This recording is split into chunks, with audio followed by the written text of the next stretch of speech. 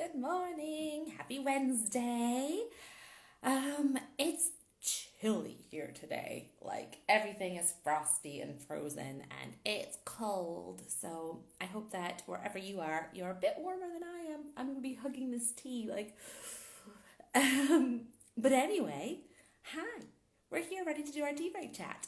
I don't usually plan these in advance, but I feel like today, less than usual, I don't have any idea what I'm going to say this morning or what I want to talk about. So please bear with me. This will just be a random outpouring of my brain today. So what's been going on lately? Well, you may have noticed, if you follow my Facebook or my Instagram at all, you may have picked up on the fact that it was my birthday on Monday. Yay! I was totally spamming the internet with birthday content over the weekend because I had some birthday specials on, which were very exciting. So yeah, there was lots of that coming out. I have the feeling you might have noticed. Although if you didn't, would you actually just let me know? Because I'd be really curious that I feel like it's all I was talking about. And if you're like, really? Was it your birthday? That would be interesting to note. So yeah, I was spamming all over the weekend. I know that people have mixed feelings about birthdays. Like some people really hate making a big deal of themselves and being the center of attention. And other people are all like, it's all about me, yay! And I was fairly neutral on birthdays for a long time. I've never hated it or hated being the center of attention. But I also, was probably fairly neutral on it. Whereas now I do like making a bigger deal of birthdays, probably since my kids came along, to be honest, because they want to make a big deal, but I want to make a big deal of their birthdays, and then they want to make a big deal of my birthday. And it's all just I realized how much fun it is. Why would you ever say no to another chance to celebrate and have fun? So really, I think it's Nora, first of all, and now Evie, who kind of changed my opinion on birthdays. I'm like, let's make the biggest celebration. Why not have a day all about you? Because if I want them to have the day that's all about them and have the most fun and really celebrate them as who they are. And it's not about showering them with gifts, because I don't do lots of gifts for my kids. Other people sometimes do, but I'm not a big gift buyer for my kids or anyone really. Not so great at it. But so it's not about the gifts, but it's about the feeling special, and it's about the celebrating, and it's about the doing fun things and making a special day.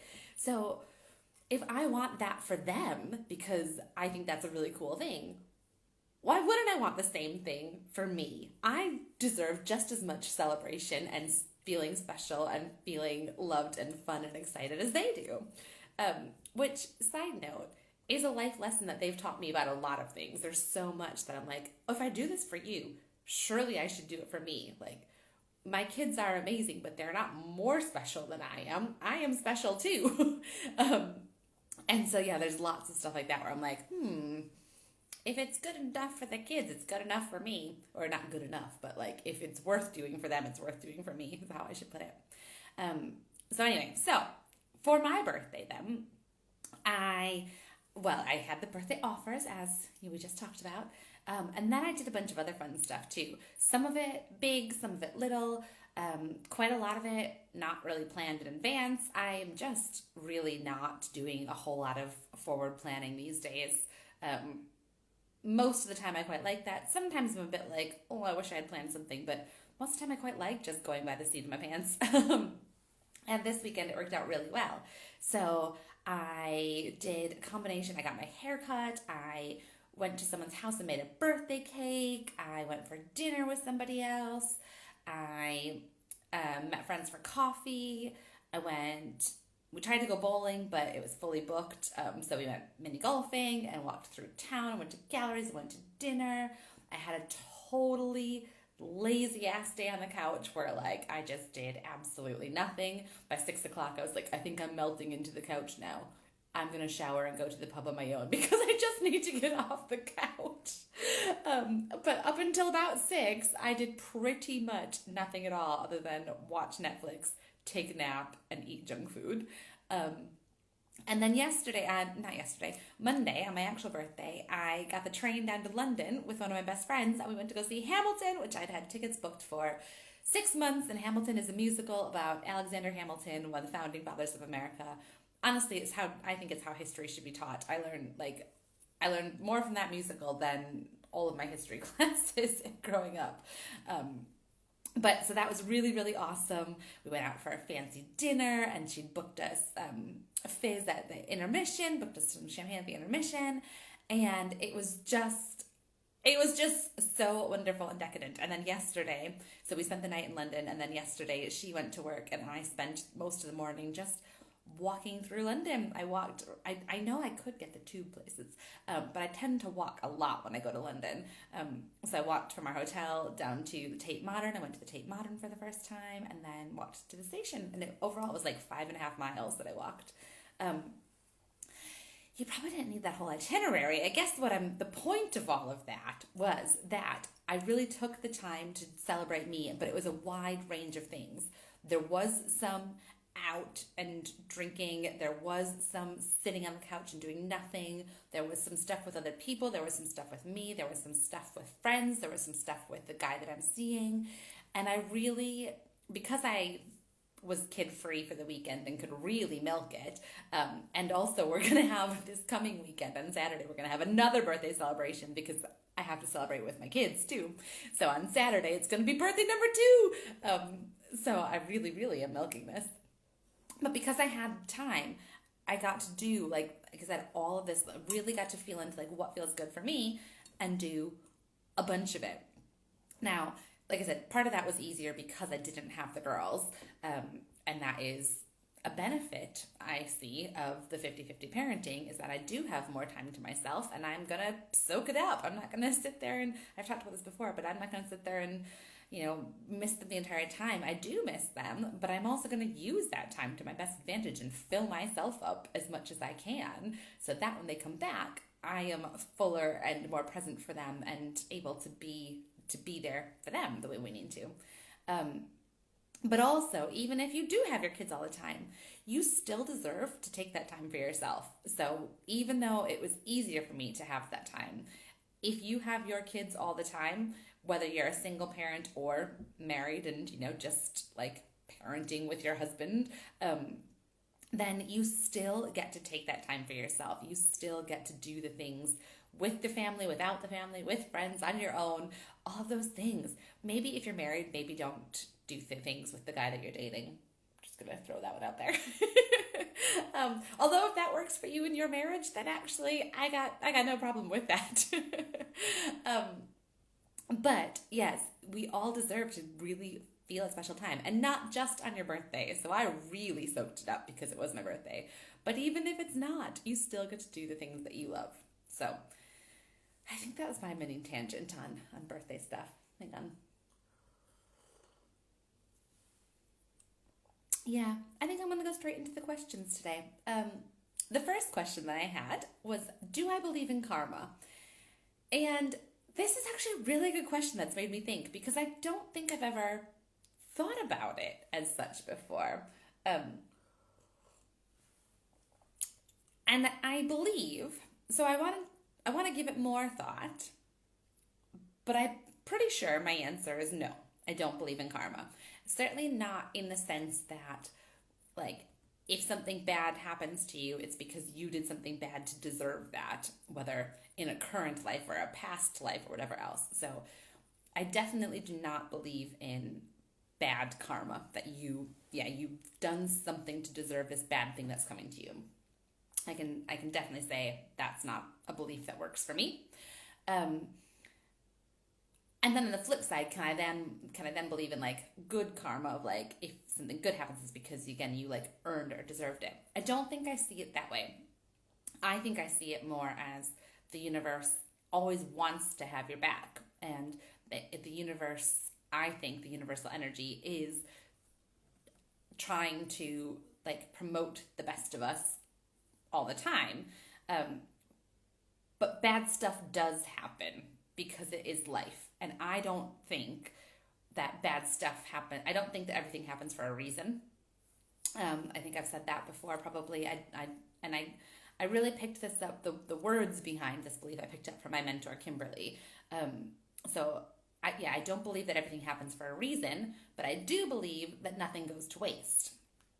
So in that belief, that therefore that means I don't believe in karma, because karma would mean that it's happening for some past reason, like, what goes around comes around. And that's not the case. Bad things just happen. It does not mean that you deserved it. It does not mean that it had to happen to teach you a certain lesson. It doesn't mean, I don't think any of that. I think sometimes life just happens, but you can take stuff from it. You can grow from it. You can take the lessons out of it. You can turn it into something else. That doesn't mean it had to happen to you.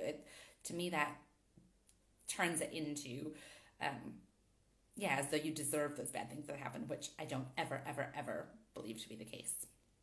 So, in short, I think my answer is no, I don't believe in karma. I believe that, what you put out there in the universe makes a difference, and I believe that doing your best every day makes a difference, and I believe that if you approach the world with, aligned intention and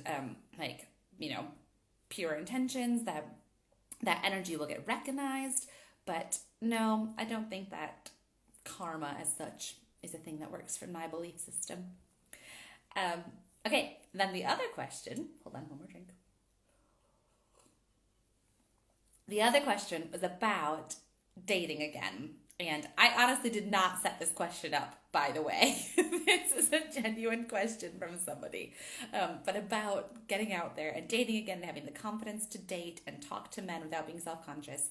And in particular, this is about a dad on the school run who is single, and they see each other and they smile and say hi and make eye contact and all of that stuff, and how to go forward from there. And the reason I was laughing and saying, I promise I didn't set this up, is because it just leads so perfectly into the dating program. But it's such a good question. And there are lots of pieces. And yes, I will genuinely say the dating program is perfect for you. You might want to consider it. But to start off with, I think my answer, specifically given the background about as a school run dad who is single, and you're already smiling and making eye contact and saying hi and all that stuff. So I hope that this, I know how I feel about it and think in my head, but I hope it comes out in the right way. So I've been playing with for a couple of years now this masculine and feminine energy, which I take issue with the dichotomy of the terms, but the idea kind of being that, the idea kind of being that when, the masculine energy is more about the providing and the structure and the, making people feel safe and protected. And the feminine energy is, and that's a simplification of it, but the feminine energy is more about receiving and creating and kind of more, the receiving part is the relevant part to this. And while I've been playing with the masculine and feminine, we all have it in us. So masculine energy is not just for men and feminine energy is not just for women. We all have both. And it ebbs and flows at various times depending on what we're doing. So I've been playing with, I was very much in my masculine energy most of the time. And I've really been working on moving more into letting my feminine energy lead more often. And what I mean by that is I would have very much been if you like somebody, go and tell them and ask them out and, kind of be the pursuer in a way. And what I've been playing with is much more of being the pursued. And so what I mean by that is not being a doormat and being oh, I could never let somebody know I'm interested. I have to play coy and hope that they come to me. And it's not about that at all. It's not what you read in, the Cosmo or whatever female teen magazines they had over here. I think you had Cosmo, right? But so the way I would kind of play that out would be more really letting them know that you're interested, by being interesting, by chatting to them, by giving them attention, that, by, like, if you can take the conversation beyond just the hi and just have a chat with them, and not trying to be anything other than who you are, or trying to, put on any kind of act or anything like that. I would simply have a regular conversation like you would do with your girlfriends, like just get to know him more by chatting, asking questions about him. And I don't know what your school run is like, but ours, we get to school. I try and get to school a few minutes early, and everybody's like loitering outside school before the doors open and all the kids go in. And same with that pickup, and like all the parents gather and we wait for the kids to come out, and then the kids come out. So if yours is similar and you've got time where you're standing around with other parents, I would use that as an opportunity, if you can, where, just strike up a conversation with him. And it doesn't, I wouldn't try and employ any particular like flirty techniques, like, again, like we read in the magazines, like bat your eyelids and, whatever else, because that will just feel fake and uncomfortable for both of you. And he'll be able to pick up on your uncomfortableness. Whereas if you can just be you, and I know I say just as though that's super easy, and the question was about having the confidence to do that. But that is the main thing, is that when you are really confident in yourself, that comes across and is a super attractive quality. I don't know if that answered in a helpful way. That's the best I can do in this amount of time. But I also say, go for it. Be you, because you are freaking amazing and awesome and like absolutely incredible. And any man would be lucky to get to chat to you at the school gate, or over drinks, or over dinner, or on a walk on the weekend, or whatever else may be in your mind. Any man would be absolutely so lucky to get to spend that time with you. And if you believe that, then he will believe that too. That said, I can't help again but plug the dating program, because it's going to be perfect for you. And I'm going to wrap this up now, but I'm going to say that you guys do get to be the first to know that the dating program is going to be launching next week on Friday, I believe. Let me come back to you on the exact date. I'm pretty sure it's Friday. But along with it, I'm going to be doing a free class about dating after divorce. So the dating program is available on the website for pre-sale, like I've been saying, but I'm also going to be doing a free class that is all about like kind of the intro to the dating after divorce. I'm going to talk about my experiences in dating so far.